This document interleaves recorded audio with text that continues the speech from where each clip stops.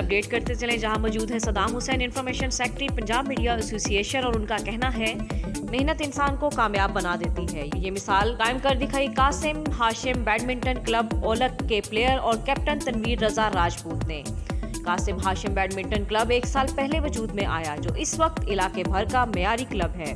हाल ही में जिला कसूर में बैडमिंटन सिंगल का टूर्नामेंट हुआ, जिसमें ओकाड़ा, रनियाला, खुर्द, रायवंडकोट, राधाकिशन, लाहौर और जिला कसूर के अलावा कई बड़े शहरों से 40 से ज्यादा टीमों ने हिस्सा लिया।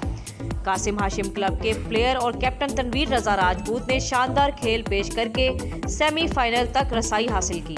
अगरचा टखना में इंजरी की वजह से सेमीफाइनल में अच्छा खेल पेश करने के बावजूद फाइनल की दौड़ से बाहर हो गए। क्लब की इंतजामिया और मेंबरान ने शानदार इस्तकबाल किया। इलाका भर ने कासिम हाशिम बैडमिंटन क्लब के कारकर्दगी को सराहा और मुस्तकबिल में नेक ख्वाहिशात का इजहार किया।